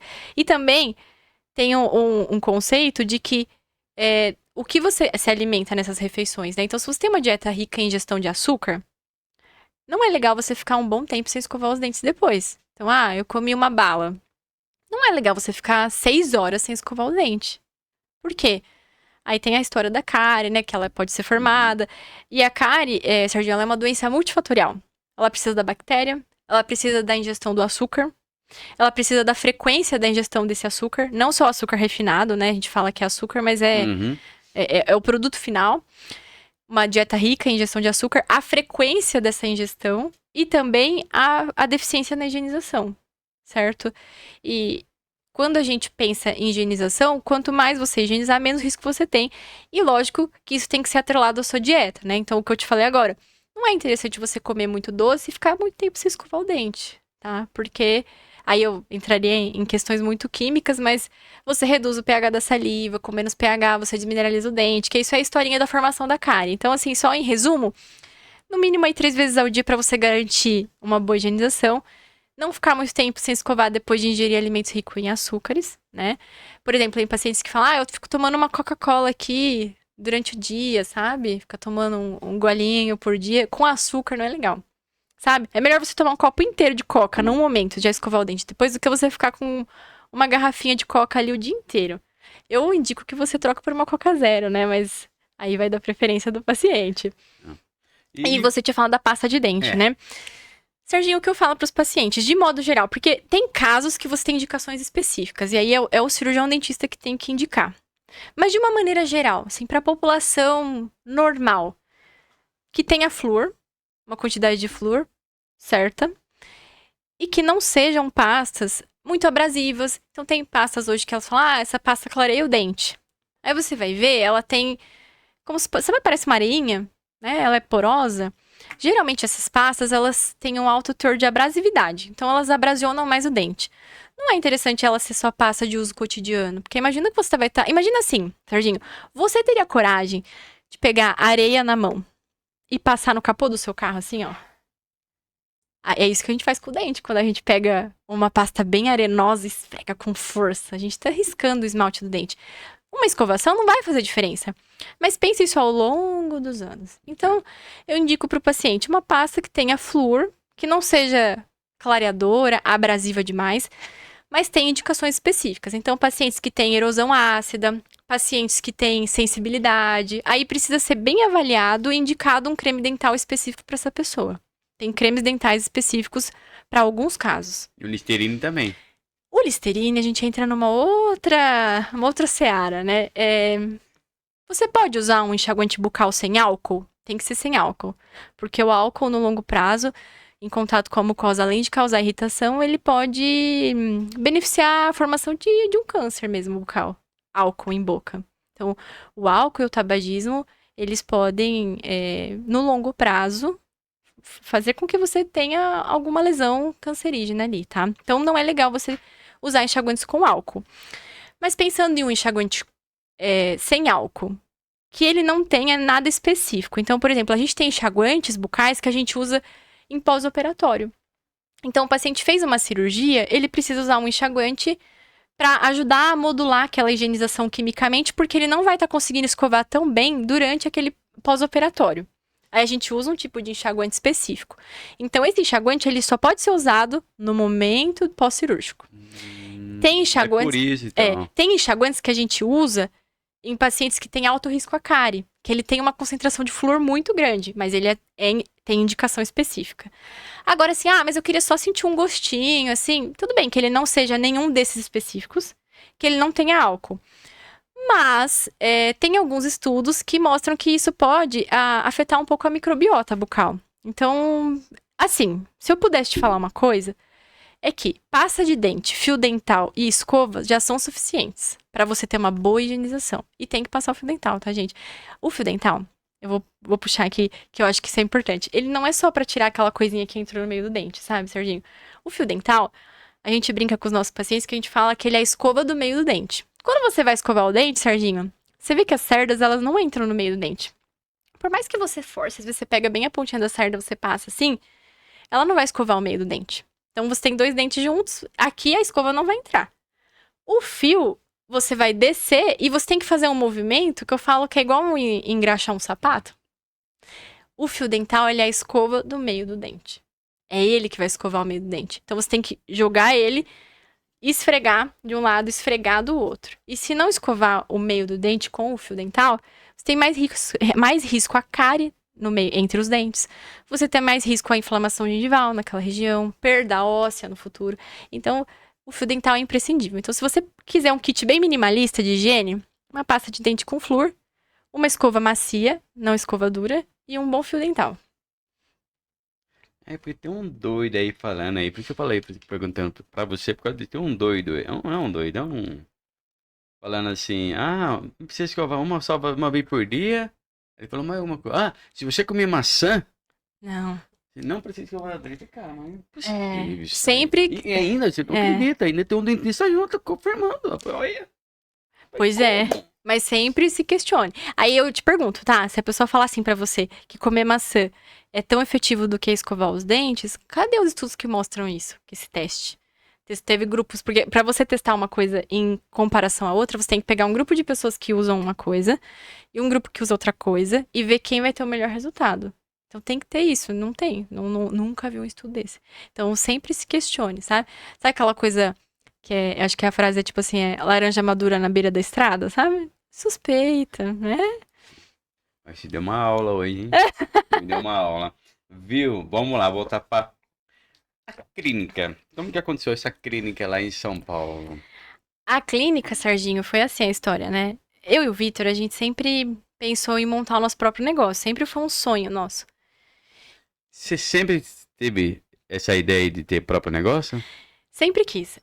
Eu falei pra vocês no começo desse podcast que eu tinha o sonho, né, Sim. de seguir carreira em alguma coisa que relacionasse com biologia, tivesse alguma coisa com ajudar as pessoas, então isso fazia parte de mim. E uma coisa que eu gostava muito de fazer quando eu era criança, adolescente, eu amava assistir programas de televisão que eram, tipo, de salvar o negócio das pessoas, sabe? Então, hoje a gente tem alguns famosos, mas na época a gente tinha outros, né? Hoje, por exemplo, tem Pesadelo na Cozinha. Então, pega um restaurante que tá, assim, totalmente detonado e você vai lá e tenta melhorar os processos e fazer o negócio rodar. Eu achava isso muito legal. E eu gostava muito de ver também história de vida de pessoas que mudavam muito porque elas empreendiam. Então, sabe histórias assim, tipo, por exemplo, tem o Flávio Augusto, que é um empreendedor muito famoso, né? Ele começou vendendo relógio, ele não ganhava muito, aí ele vendeu relógio, começou a vender curso de inglês, né? E pum, sabe? Eu gostava de ver isso. Por quê? Eu não vim de berço de ouro. Eu falei, eu quero crescer na vida. Como que eu vou fazer isso? Eu quero crescer. Eu não vim de berço de ouro, não sou herdeira, eu vou ter que fazer alguma coisa. E eu gostava de ver essas histórias, elas me inspiravam. Eu gostava de assistir Shark Tank. Não sei se vocês já assistiram Shark Tank Brasil. Tem Shark Tank dos Estados Unidos também, que é grandes investidores. Aí você vai lá, apresenta o seu negócio. E eu gostava de ver, tipo assim, o que eu faria diferente no meu negócio, sabe? Eu gostava de ver isso. E quando a gente mudou pra São Paulo, a gente pensou, a gente tem que montar nossa clínica, né? Porque a gente vai ter o nosso espaço, não sei o quê. E sempre que eu trabalhava na clínica das pessoas, e isso eu indico pra todo mundo que vai trabalhar pra alguém, enxerga como as coisas funcionam na clínica das pessoas, no negócio das pessoas. Eu tinha uma visão crítica, sabe? Eu chegava assim, olhava tudo. Como que chega cliente aqui? Como que as pessoas chegam até aqui? De onde que vieram? Indicação? Marketing? De onde veio? Como que é a administração? Eu era muito fuçada, sabe? Ah, que sistema que você usa aqui no seu computador? O que você usa? Ah, tem secretária? O que a secretária manda no WhatsApp? Como que faz a parte de contabilidade? Eu sempre fui uma pessoa que eu me questionava das coisas, né? Isso em todos os lugares. Então, eu entrava num lugar e eu pensava assim, o que eu faria e o que eu não faria? Porque eu já tinha esse histórico de assistir esses programas, gostava de ver. Então eu falava, nossa, isso aqui eu faria diferente. Nossa, mas essa ideia aqui é muito boa. Eu ia guardando, sabe? Nossa, isso aqui é muito bom. E a gente vai tendo várias skills. Como eu trabalhei em muitas clínicas, isso foi muito bom até em certo ponto, porque eu vi muita coisa. Teve uma clínica que eu trabalhei que eu ajudava a fazer o marketing do Google. Então, uma das coisas que eu me oferecia pra trabalhar pras pessoas, eu sabia que se eu chegasse só assim, então eu sou uma recém-formada, clínica geral, talvez isso não despertasse muito o olhar das pessoas, sabe? Não tem experiência, vai começar agora, né? Aí eu me oferecia pra ajudar em outras coisas. Eu falava, olha, eu posso atender como clínica geral e tudo, e posso te ajudar no marketing. Eu te ajudo no que você precisar. Nossa, marketing, te ajudo, o que você precisar. Então eu ajudava a fazer vídeo pro Instagram das pessoas. Eu ajudava a responder paciente de marketing. E aí eu trabalhei numa clínica que fazia marketing pelo Google, por exemplo, Google Meu Negócios. Eu não sabia como funcionava. A pessoa precisava de uma ajuda. Falei, vamos lá, a gente aprende junto. E aí eu fui aprendendo como que você colocava dinheiro no Google, chegava o paciente, o que você falava pro paciente no WhatsApp. Tem coisas que você tem que responder ou não, sabe? Do jeito certo, né? Então, às vezes, tem frases que você usa que não são tão legais. E tem frases que você usa, a chance da pessoa agendar com você é maior. Isso eu fui aprendendo tudo na raça, né? E cada lugar que eu ia, Serginho, eu aprendi uma coisa. Eu tirava uma lição. E como eu e o Vitor, a gente pensava no futuro ter o nosso negócio, o que a gente fez lá no começo? Tinham pacientes que queriam ser atendidos por nós. Às vezes, uma indicação de um amigo, de outro. E a gente fez o quê? A gente alugava o consultório de uma colega no começo. Então, como pra quem quer iniciar, né? Pra quem quer iniciar, né? Pode alugar o consultório. E como que a gente fazia isso? Porque eu sei que, como recém-formado, às vezes a gente não tem nem condição de investir em muitos materiais, né? Tipo, não é barato. Não é barato. E às vezes, em alguns locais que você vai alugar o consultório, você precisa levar tudo. Então, leva tudo. Se você vai fazer uma coroa, você tem que ter tudo pra fazer a coroa, sabe? Você tem que ter tudo. E o que a gente fez, um acordo com a nossa amiga, era... A gente negociava uma porcentagem, então o que eu fizer, a gente divide. E ela disponibilizava os materiais pra gente. Então isso reduzia o que a gente chama de barreira de entrada. Que é quando você vai montar um negócio, você vai criar algo, existe uma coisa que chama barreira de entrada. Que é tudo que você precisa investir, todos os percalços que você precisa passar pra você entrar naquele negócio, certo? Quando você usa isso, você diminui essa barreira. E aí foi o que a gente fez. E aí, eu acho que não tem nada melhor pro seu marketing do que você fazer um trabalho bem feito. Os resultados falam por si. Então, o nosso principal... Hoje, eu acho que o que estruturou a nossa clínica e fez ela acontecer foi indicação. Porque a gente fazia um bom trabalho, aí um paciente indicava pro outro, outro indicava por outro, e o outro indicava pro outro, e foi criando uma teia, sabe? De pessoas que foi se indicando. Tanto é que as pessoas pensam que a gente montou a clínica agora, mas a gente tem a nossa cartela de pacientes há muitos anos. Tanto é que o Google Meu Negócios, que eu tenho lá no Google, que vocês podem ver, ele tá criado, se eu não me engano, há 3 anos atrás. E então eu acho que também isso é legal de falar pras pessoas. Você quer ter o seu negócio? Parece um papo de coach, mas não é. Se comporte como se tivesse o seu. Mas não é porque a lei da atração vai trazer pra você, não é isso. É porque quando você vai se comportando como se você tivesse a sua clínica, então, cara, trata o seu paciente como se fosse já a sua clínica. Administre esse paciente como se fosse a sua clínica, né? Traça o plano de tratamento. Tudo. A gente sempre foi fazendo como se a gente fosse uma clínica. A gente brincava entre a gente. A gente já tem a clínica. A gente só não tem o endereço. A gente só não tem a gente não tem a sede ainda. Então, eu sinto que eu só criei um espaço físico agora. Mas ele foi a clínica foi construída ao longo desses anos. E foi nesse passinho. Aí, depois que a gente alugou essa clínica dessa colega, surgiu uma oportunidade de uma outra colega, que a gente conheceu em uma outra clínica, o marido dela, a gente fez amizade com ela. Foi uma coisa que foi, sabe, as teias da vida, os contextos que vão se criando. E ela ia se mudar para os Estados Unidos. E ela falou, olha, vocês gostariam de alugar minha clínica uma vez na semana? Porque eu vou me mudar, eu preciso alugar para conseguir gerar uma renda aqui. Ah, vamos lá. A gente não sabia como ia preencher a agenda de um dia na semana. Pensou, vamos Foi lá. tudo certinho, né? Pois é, é que na verdade agora, olhando em retrospecto, parece tudo certinho, né? Tem até uma frase. Não, sim. Mas tem até uma frase do Steve Jobs que é bem legal que fala assim, eu não sei exatamente, mas ela fala tipo assim, que muitas coisas pra fazer sentido, olhando pra frente, parece que ela não faz sentido, sabe? Você tenta olhar pra frente assim, você tá meio nublado, sabe? Os pontos ainda não se conectam, mas a hora que você olha pra trás, faz sentido. Então é a mesma coisa quando a gente foi construindo, tinha coisa que a gente não tinha muita certeza, mas a gente ia indo, sabe?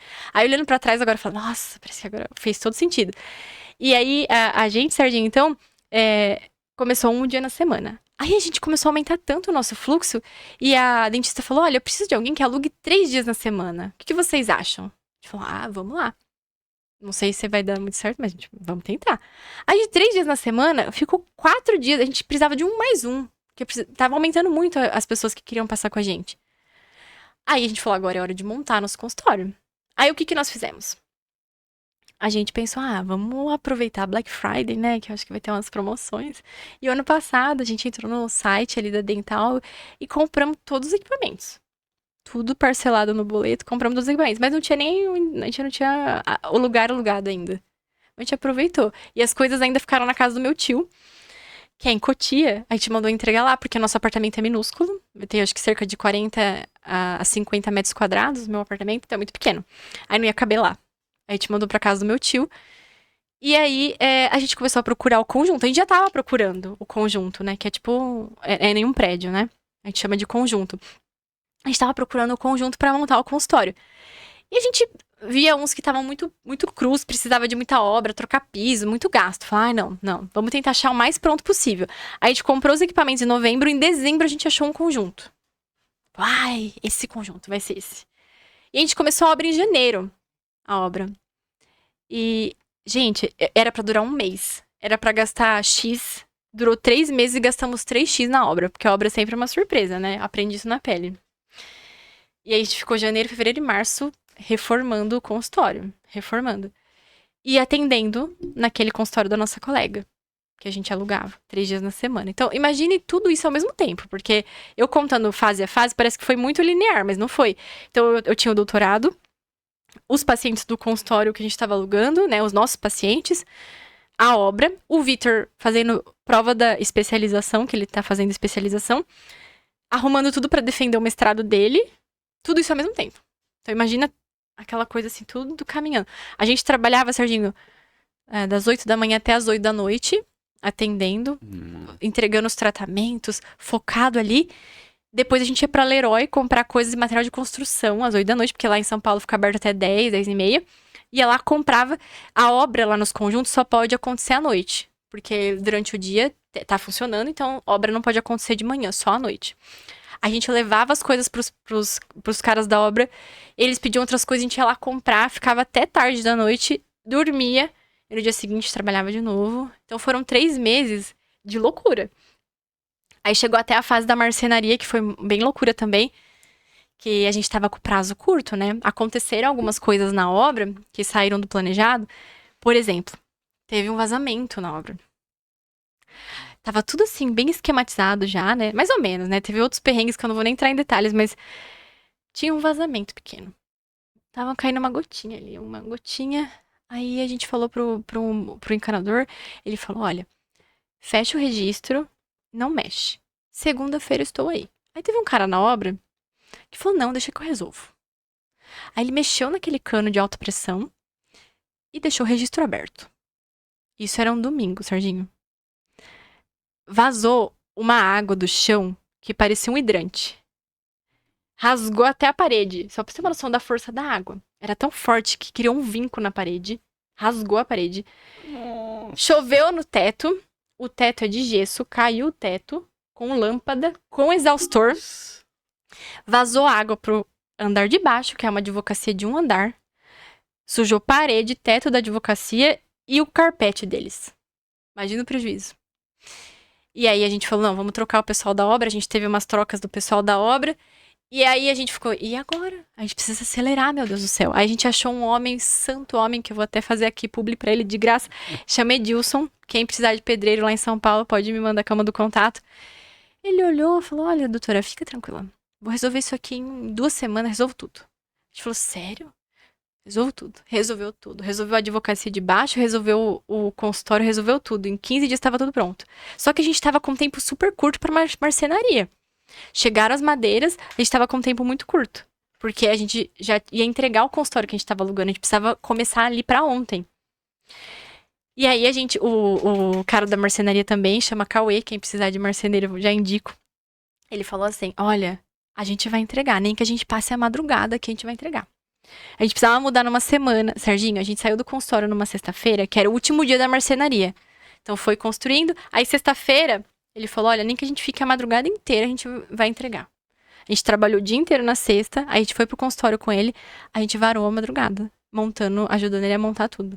Ficamos até 6:30 da manhã, montando tudo. E aí sábado tava pronto. Aí depois a minha mãe tava em casa, lá no apartamento com a gente. E aí o que a gente fez? Fizemos faxina sábado e domingo. A minha mãe ajudando, o Vitor, eu, e mudança, levando as coisas do consultório que a gente tinha comprado, tudo, fazendo mudança, arrumando tudo. Então foi muito, tudo ao mesmo tempo. E isso com doutorado, mestrado, especialização, tudo acontecendo junto. Então foi um perrengue. Olha... Então 24 horas tá sendo pouco pra você, então. Agora, eu falo que agora a gente tá brincando, a gente tá jogando num nível diferente. Eu acho que cada fase você joga num nível, né? Então, quando a gente tinha acabado de se formar e tinha se mudado, a gente jogava num nível que era difícil, mas era o que aquele nível proporcionava, certo? Aí você vai mudando de fase, sabe? Mas é tão difícil quanto. E eu e o Vitor, a gente sempre foi meio assim, vamos fazer acontecer? Vamos. Bom, organiza, vai fazendo, não sei o quê. E eu acho que você tem que ter fé, sabe? Se você não acreditar no seu projeto, quem vai acreditar? Você tem que acreditar no que você... não é? Se você não põe fé no seu sonho, no seu projeto, quem que vai pôr fé? Não é? Então você tem que ser o primeiro a acreditar. E às vezes, Sérgio, eu acho que tudo precisa de um passo de fé. Sabe aquela coisa de você põe o pé e Deus põe o chão? A gente sempre foi muito assim. A gente põe o pé, aí Deus põe o chão, e a gente foi sempre assim lá. Deixa eu ter uma coisa que... o café, você não falou do café. O café. Você veio o vídeo. Por que você fez o vídeo do café? O café, Serginho, é o seguinte, né? Primeira coisa, se a gente tá falando de faceta, voltando pra faceta. A gente tá falando de faceta de resina, a resina é porosa. A resina, ela pigmenta com o tempo. Então, se o paciente, ele consome muitos alimentos corantes, ele pode ter uma pigmentação da faceta de resina, certo? Agora, se é uma porcelana, ela resiste aos pigmentos. Então, entre um material e outro, um tem mais chance de pigmentar do que o outro. Então, faceta de porcelana pigmenta muito menos do que uma faceta de resina, ao longo dos anos. Agora, falando de dente. O tabu que eu postei o vídeo é que, assim, o clareamento, se eu tomar café, estraga o meu clareamento?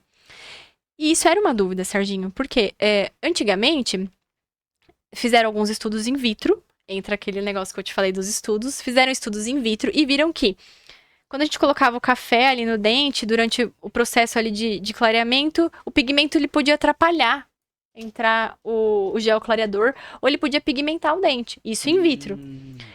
Então, antigamente, se indicava para o paciente o que a gente chama de dieta branca. O que é a dieta branca? Durante o clareamento, você não vai ingerir nenhuma coisa que tenha corante. Porque até então, a gente tinha aquele estudo in vitro, aquela dúvida, mas não tinha um estudo clínico ainda. Aí tem vários grupos de pesquisa, e tem um grupo de pesquisa muito interessante, que é um grupo de pesquisa da doutora Alessandra Reis. E esse grupo se eu não me engano, é da Universidade de Ponta Grossa. E eles testaram Coca-Cola, açaí, café e vinho. E eu acho que eles já fizeram vários estudos disso, mas eles fizeram estudos clínicos. O que é isso? Aquilo que eu te falei. Pegaram grupos de pessoas que faziam clareamento e tomavam bebidas corantes, e pessoas que faziam clareamento e não tomavam, fazia dieta branca. E não tinha diferença. Não afetava o clareamento. Não afetava. Então, a pessoa fazia o clareamento e imediatamente depois ela ingeria a bebida corante. E não manchava o dente. E não atrapalhava o clareamento, que era o que se tinha de ideia. Olha. Então, hoje, a gente não indica mais para o paciente. Por quê? O café, por exemplo, ele está muito atrelado ao comportamento. Então, você acorda e já toma o seu cafezinho, não é? Uhum. E quando você tinha que falar para o paciente, para você fazer o clareamento, você vai ter que parar de tomar o café, ele já falava, então acho que eu nem vou fazer. Era uma objeção muito forte, porque tá associado ao comportamento, né? E hoje a gente vê que não tem necessidade, não tem que indicar mais isso. A gente tem evidências que mudam o jeito que a gente indica para o paciente. Então, não precisa mais fazer a dieta branca para você fazer o clareamento. Agora, se você falar assim para mim, então o café ele mancha o dente mesmo, ao longo do tempo? Então, a gente não tem estudos que comprovam exatamente essa afirmação. Porque pensa comigo, como seria difícil a gente construir um estudo que o paciente consome só café durante 10 anos. Porque ele não vai consumir ele vai consumir várias bebidas corantes, né? Então, pensa em como que seria construído esse estudo. Muito difícil, né? Você acompanhar vários tipos de pigmentos ao longo dos anos. E tem coisas que ao longo dos anos podem manchar o dente. Então, por exemplo, o envelhecimento vai deixando os dentes mais amarelos. Como que a gente vai tirar essa variável e só avaliar o café? Porque o paciente vai envelhecer. Você entende? É muito difícil. O que a gente sabe é que, sim, o café e outros corantes, eles podem entrar no dente, mas assim, precisa de um contato com muito tempo, muita frequência. E quando a gente toma um café, a gente não fica com o dente imerso no café 20 horas, 30 horas. A gente toma um café, escova o dente, E o pigmento do café, do vinho, do açaí, ele é um pigmento grande, é uma cadeia grande, sabe? Então, para ele entrar no poro do dente... Então, assim, a gente tem muitas incógnitas ainda para dizer... o café, ele mancha ou não mancha o dente? Mas a gente tem outras coisas que a gente afirma que causam um amarelamento da estrutura dentária. Então, o envelhecimento por si, ele produz um tipo de mineral que protege o nosso dente, no uso ali, que deixa o dente mais amarelo. Já visto que você pode observar... Você já viu um paciente de 80 anos, vamos supor que ele tenha todos os dentes, com o dente branco? Nunca vi. Uhum. Porque é natural que um paciente com mais idade, ele tenha os dentes mais amarelos. Isso é natural de ser observado. Tanto quando a gente vai fazer uma prótese para um paciente mais velho, mais idoso, a gente não faz um dente brancão. Porque não vai combinar. Porque não é comum. Sim. Certo? Então, o envelhecimento pode pigmentar os dentes. Outra coisa que pode pigmentar, hábitos parafuncionais. Então, pacientes que têm muitos desgastes no dente, bruxismo severo, erosão ácida, o dente ele tenta se proteger dessa agressão, produz mais um mineral que para lhe proteger a região, que eu não vou entrar em questão histológica, mas produz esse mineral e a gente enxerga mais amarelo o dente, certo? Então, isso a gente consegue afirmar que pigmenta. Nicotina tem mais evidência, porque eles pesquisam que a nicotina ela é um pigmento pequeno. Já visto que também você pode observar pessoas que são fumantes, fumam muito. Você já viu que as unhas dela ficam amarelas? A ponta do dedo. Ponta do dedo. Porque a nicotina é um pigmento pequeno. Então a gente tem mais evidência para falar que a nicotina pigmenta do que outros alimentos, outras bebidas. Porque é muito difícil fazer esse tipo de estudo com todas essas variáveis que eu te falei. Mas, durante o clareamento, não tem que se preocupar com isso. E dificilmente, quando o paciente faz um clareamento, ele volta para estaca zero, eu falo. Então, eu tinha uma cor muito amarela, eu fiz um clareamento. Quando a gente volta aquela cor, eu vou perder meu clareamento ao longo do tempo? Aí a gente tem estudos também de acompanhamento, que mostram que depois de 3, 4 a 5 anos que o paciente nota que deu uma escurecida, sabe? Nossa, acho que mudou um pouquinho. Mas não é aquela coisa, nossa, voltou tudo. Isso dificilmente vai acontecer. E às vezes, o que pigmentou um pouco o dente foi placa. Então, você não escovou tão bem e tudo mais. A placa que fica sobre os dentes, o tártaro, ele absorve pigmentos. Então, é como se tivesse um vidro sujo, sabe? Vidro sujo. A placa que fica sobre os dentes, ela vai adquirindo a pigmentação da comida, da alimentação. A hora que faz a limpeza no paciente, é engraçado. Tem uns pacientes meus que falam assim, nossa, doutora, parece que eu fiz clareamento depois da limpeza. É mesmo. Já reparou que você fica... É, verdade. Nossa, parece que o dente ficou mais branco depois que eu fiz limpeza. Porque tem um tipo de pigmento que a gente fala, que é a pigmentação extrínseca, que fica fora do dente. Ela também dá o aspecto de cor amarela. Então, quando você limpa, remove, já dá um aspecto de mais claro. E tem a pigmentação intrínseca, aquela que fica dentro do dente. Entendeu? Olha, é verdade mesmo. Falando agora, eu lembro. A hora que você fizer a limpeza, você vai lembrar. Você fala, nossa, parece que o dente ficou mais claro. Parece que eu fiz clareamento por conta disso.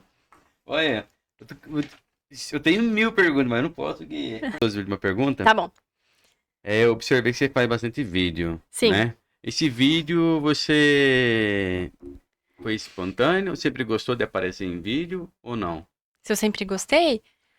Olha, Serginho, E é eu. importante aparecer no vídeo também? Olha, Serginho, eu assim. Eu sou uma pessoa que fala muito, né? Minha mãe sabe, o Victor sabe. Eu gosto de falar.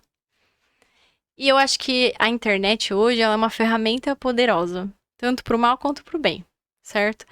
E eu acho que a gente às vezes reclama de pessoas que ocupam a mídia, né? E não fazem um bom trabalho, né? Fala, nossa, fulano fica levando mentiras e não sei o quê. Mas ela tá ocupando um espaço, certo? Eu acho que a gente tem que ocupar o espaço também com informação de verdade, né? Então, o espaço vai ser ocupado. E aí tem vozes não muito boas, mas você vai ser aquela pessoa que só senta, cruza o braço e fica, nossa, tem tanta gente falando mentira. Nossa, como eu acho isso ruim.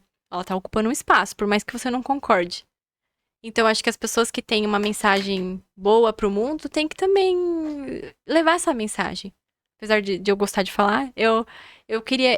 A minha intenção com aparecer na internet, com os meus vídeos, é isso, é levar informações certas para as pessoas, ou que elas pelo menos reflitam, não precisa concordar comigo. Mas que eu levante pelo menos uma bola, sabe? Tipo, olha, igual eu falei agora pra vocês, olha, pensa bem antes de acreditar em qualquer coisa. Se essa mensagem ficar na cabeça de alguém, eu já tô muito feliz. Como que as pessoas podem encontrar você Nas redes sociais? É. No Instagram, mafe.rossi. Tem o Instagram do consultório também, que é One Dental Studio. O nome do consultório é One. Mas se você quiser, eu posso até depois falar pra você por porquê do nome. E aí vocês podem me encontrar nessas duas redes sociais. Eu tenho TikTok também, mas eu apareço muito pouco no TikTok. É mais no Instagram, mafe.rossi.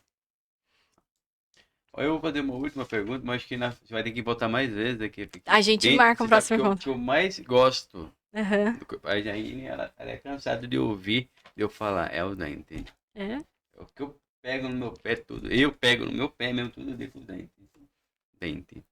E eu gosto de aprender. Você me deu uma aula hoje aqui, eu já vou fazer a partir de hoje.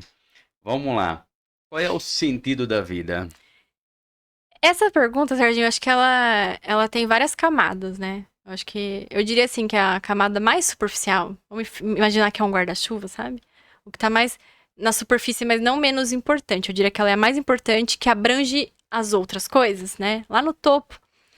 Eu diria que a gente tem a tendência a buscar Deus, sabe? E encontrar Deus. Então, em vários ciclos da nossa vida, em várias fases, de alguma forma a gente tá buscando, sabe? Encontrando, às vezes a gente se frustra com algumas coisas na vida, a gente tá numa intensa busca. Eu acho que são fases e fases que a gente busca Deus, de alguma forma, por mais que você não.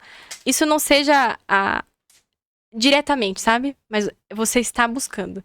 Eu acho que um dia termina com o encontro face a face com Deus, né? E esse buscar Deus, aí entra as coisas que estão abaixo desse guarda-chuva, né? Isso varia de contexto para contexto de cada pessoa. Então, por exemplo, eu sou dentista. Tem pessoas que são médicas, comerciantes, tem farmácia, outro é professor, não sei o quê. Cada um vai encontrar Deus de uma forma, né? Então, através da sua profissão, você vai estar servindo o próximo. E você vai encontrar com Deus dessa forma.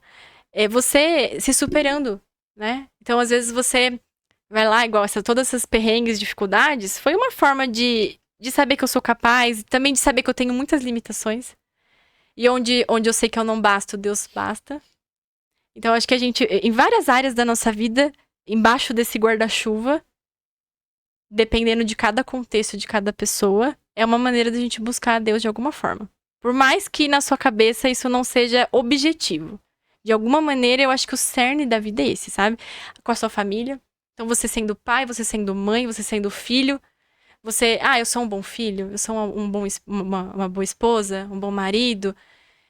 Tudo é uma forma da gente encontrar com Deus. Tudo. Aí no final, eu acho que a gente também nós somos filhos rebeldes, né? Então a gente às vezes acha que a gente basta. Isso em várias fases da vida. Você fala, não, agora eu confio só em Deus, né? Mas aí você vai tendo um pouco de ego, você vai falando, não, eu acho que eu dou conta sozinha, sabe? Acho que eu basto. Aí vem um desafio e fala, realmente eu não basto, sabe? Acho que eu realmente preciso de Deus, né? Minha vida, né? Então é uma intensa busca encontra, desencontra, busca, encontra, desencontra, busca, até um dia que a gente vai encontrar face a face. Eu acho que essa seria a minha resposta. Tá bom. Maria Fernanda, obrigado por você participar. Eu que agradeço, Serginho. Episódio aí do podcast. E vem mais vezes aí, viu? Eu virei. Vem Foi muito o bom. noivo aí Quem também, sabe? pra Eu trocar te marco um ideia, dia. né? Vai ser ótimo. Tá bom? Muito É isso aí, obrigada. pessoal. A gente tá encerrando o episódio de hoje. Muito obrigado, viu?